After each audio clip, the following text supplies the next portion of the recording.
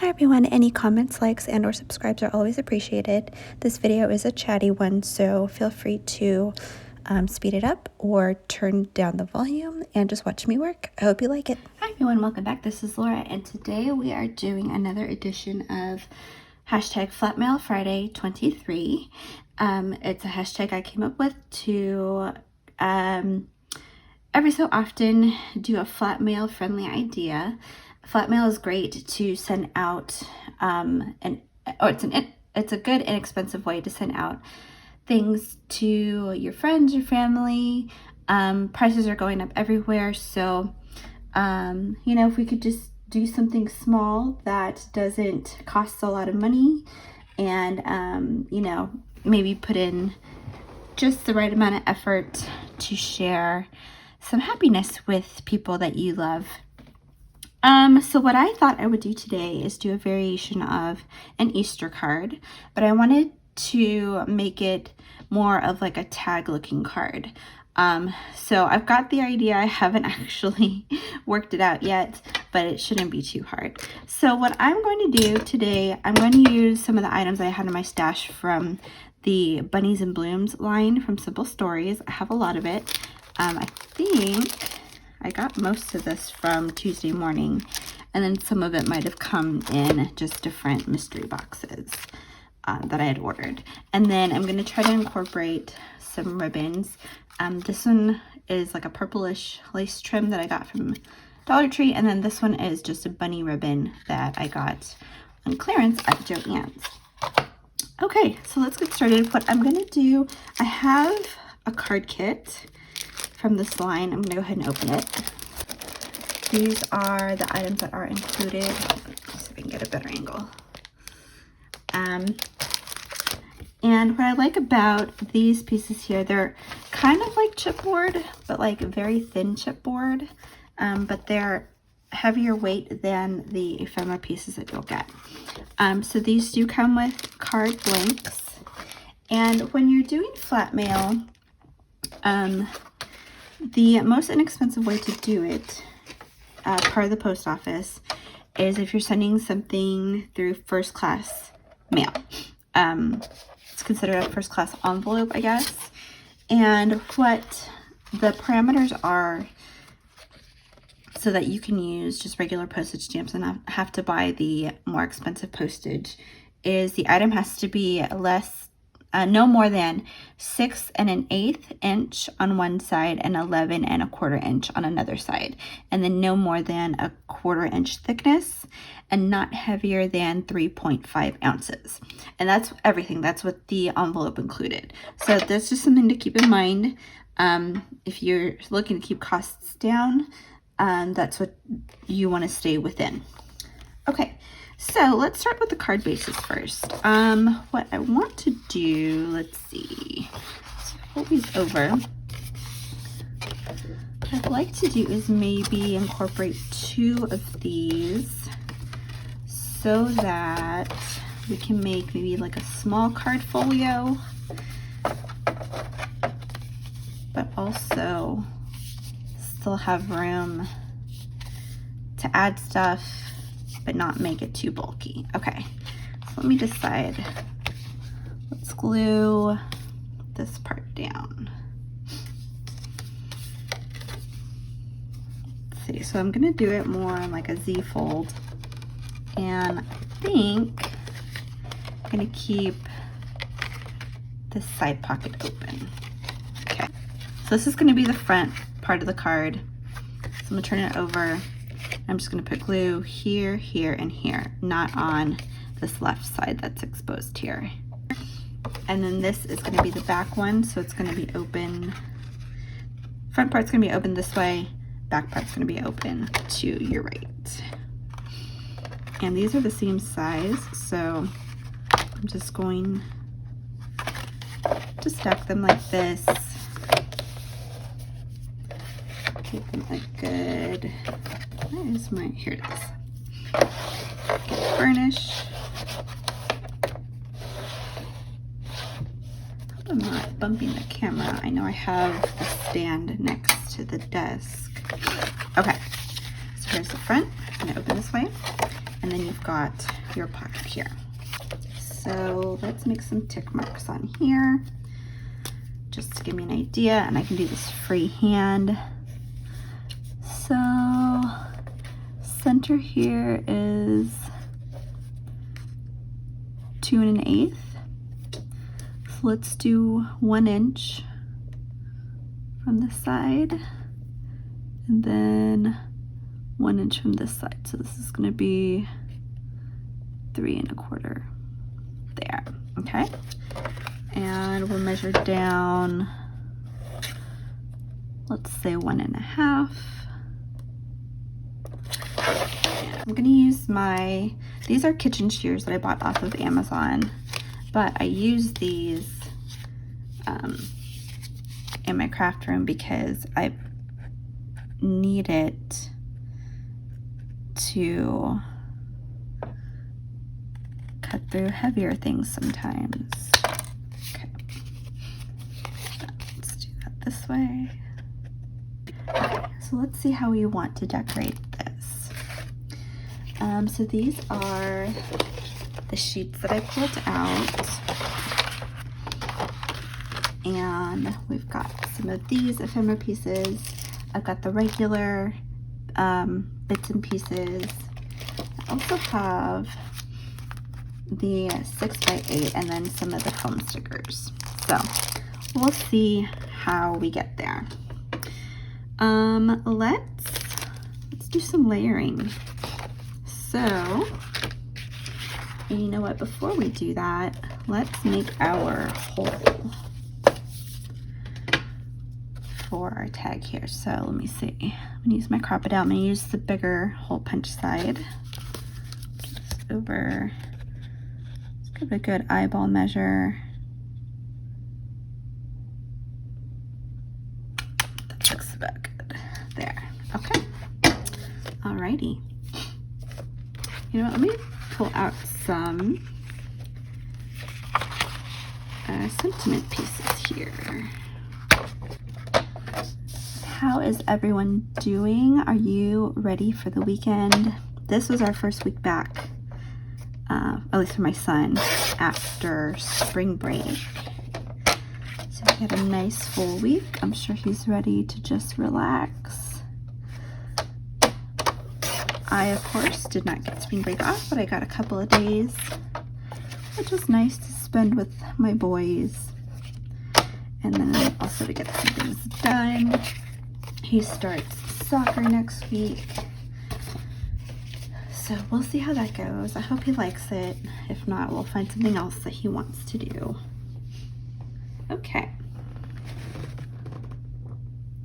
Okay, so let's see. Sending you hugs, sunshine and smiles, rainbows and butterflies. That's cute. Okay.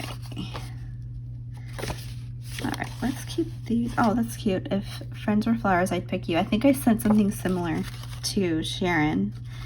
That must be a popular saying. I'm gonna save these. Okay. Okay. I think what I want to do is layer this like that. So this should be 4 across, I think. No, 4 1/4. Okay, edge, so it's a good chunk to keep there. Okay, so let's layer this. Should we do it sideways? No, we'll do it up and down. Okay. I've not been able to do a lot of Easter crafting, and before you know it, it's around the corner. I still have to file our taxes, which in the US they are due, I think, the middle of April, the 15th or something like that. So that's always a good time. I know last year I was about to pull my hair out because I was filing them. So the year before I used the software, but then I ended up mailing the return because I couldn't get it to go through electronically. It kept getting rejected. So I was like, whatever. But it literally took till like October for us to get our refund, which was annoying. So then last year, I was like, I'm gonna try it again. I'm gonna give it another shot. And still, it kept getting rejected. And I'm like, it's asking me for a PIN. I have a PIN from the IRS. What else does it want from me? And I finally got through to somebody at the tax software place. And they're like, well, there's actually 2 PINs. There's one from the IRS and then there's one from us. I'm like, oh my God, you all need to differentiate that. Like, how am I supposed to know? It's been my life trying to get stuff sorted out with people not doing their jobs right or just not doing their jobs at all. And it's so frustrating. It's like I'm trying to do my best and I'm trying, you know, to do things that they're asking me to, but they make it so difficult. So yeah. Anyway, okay, I think we should make a couple. Well, we've already got a pocket there. Yeah, let's make a couple pockets anyway. It's a card. We'll make it a pocket. Okay, so let's make these maybe a little less than a 4 1/4. That way it's not sticking out too much. So we'll do 4 1/8 on both of these. So these are going to be snug pockets because there's no gusset, which is fine. And I'm, again, if you saw my last video, I'm using a new setup, so I am so sorry if I'm not in frame. I will do my best. Let's put some of these ephemera pieces. Okay, let's decorate the front and then we'll stick some stuff on the inside. This is pretty. So yeah, my son will be in soccer next week. We'll see how he likes that. His little cousin is actually going to be in the same soccer league, but they're on a different team. And there's going to be one game where they play each other. And it's going to be funny because they're just going to recognize each other and probably not want to, I guess, be on opposite teams, I guess. So we'll see.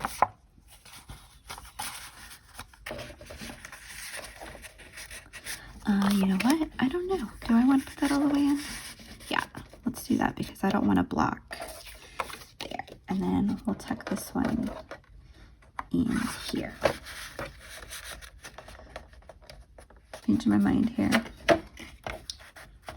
Or that might be a good spot to put if you're sending like a gift card or something. All right, let's find some pieces to put in here. Ooh, that's cute. Let's do like a little flower garden. Pink skies ahead, that's cute.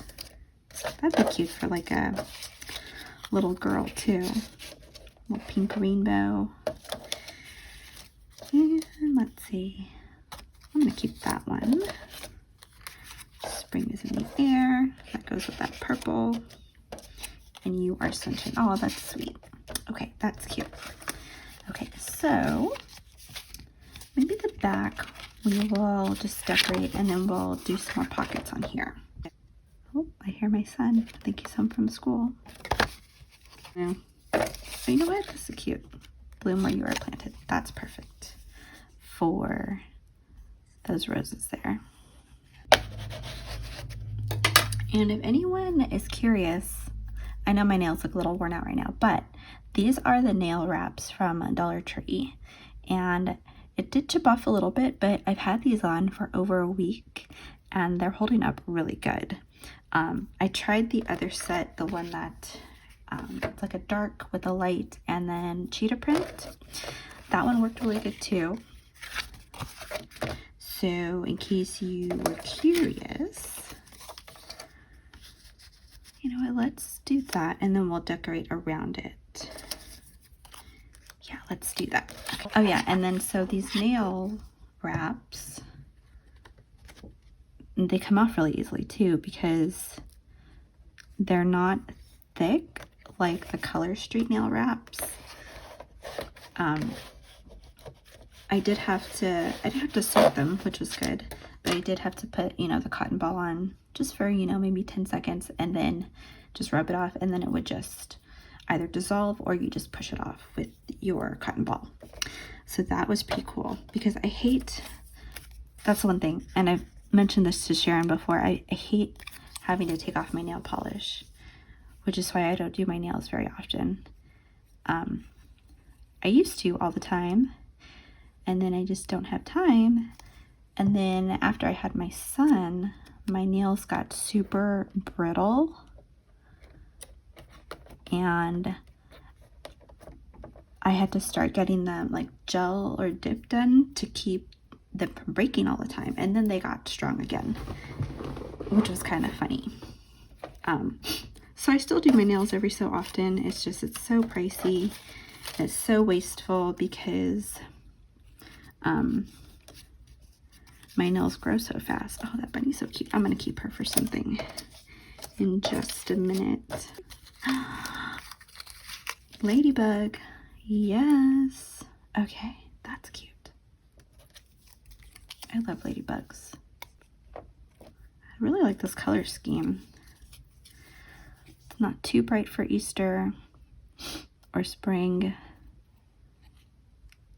Super pretty.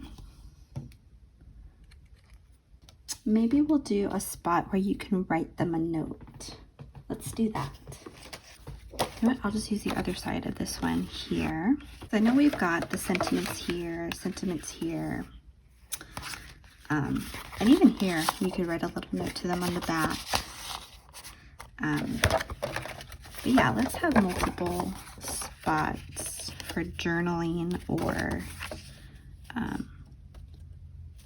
just leaving them a... So yeah, I don't know if y'all remember in my plan with me's, I was mentioning that I kept trying to get a claim from, oh no, I put glue on the back of that. Just trying to get a claim for my son sorted out, and it's been a nightmare. I was literally crying on the phone to the people today because nobody is helping me. That's what I was talking about earlier, just nobody wants to do their job. So, not to be a bummer or anything, so just to let you know the issues that I was going through last year. Well, okay, let's back up. Since my son started walking, his foot didn't look right to me. It looked, so his foot was looking like it was turning inwards, and his doctor said if it didn't fix by the time he was 4, yeah, last year, by the time he was 4, we'd send him to an orthopedic doctor, which ended up happening. They gave us a referral. We went to the orthopedic doctor.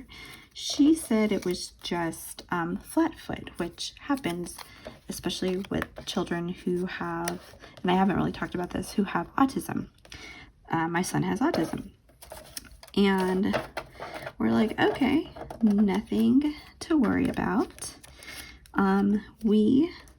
She just suggested, you know, just get him really supportive shoes, and these kids grow so fast that there's really no point in getting like orthotics or a brace or anything like that unless it gets really bad, like he can't stand properly or anything like that. So anyway, it's mostly cleared up because he's in school now. He's wearing shoes pretty much all day, and I think that was a lot of it too. Him being like a pandemic kid, he didn't really go anywhere too often to where he would need to wear shoes. So okay, happy. Just there's nothing immediately wrong with my child, and we go on our merry way. Well, we get a bill from them saying that the insurance says this isn't covered, that flat foot is not covered. So my first frustration was, okay, how do I know it's not covered if I don't even have a diagnosis first to even call the insurance to say, hey, is this a thing that's covered? You know? Like, I can call about anything else, like, you know, is my acupuncture covered? I mean, I've never done acupuncture, but I know people who have done it. You know, whatever. And they can tell me yes or no. So it's like, how do you even know a diagnosis if you haven't seen a doctor yet? So we get a bill, $520. We saw her for less than 15 minutes. And I swear, we have other doctors that do a lot more in 15 minutes and don't even charge that much. I was like, oh my gosh. So the doctor was kind enough to say that she would give him a more non-specific diagnosis so that it would get covered by the insurance. I even called the insurance to make sure that that diagnosis was covered. They said yes. I said, great. They will be sending you an updated claim. And they sent a claim. Apparently it never had the new diagnosis on it. So of course the insurance is like, no, we already told you no. And we didn't know this because nobody sent us any other bills or anything like that until we got sent to collections in December. Mind you, his visit was in June. You know what? Let me do this bow first, and then I'll figure out what to put on there because I don't want to cover something up. So yeah, so we got sent to collections. At that point, I was like, I did what I was supposed to do. So I called my insurance. They said we rejected it because it was the same claim sent through with the same diagnosis, so it was just denied as a duplicate claim. Okay, so I called the doctor's office and they're like, no, we show that we changed the diagnosis. Well, first I called collections.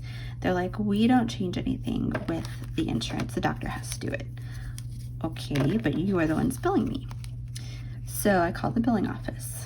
Again, they say, we don't change anything. The doctor has to change it. Like, seriously?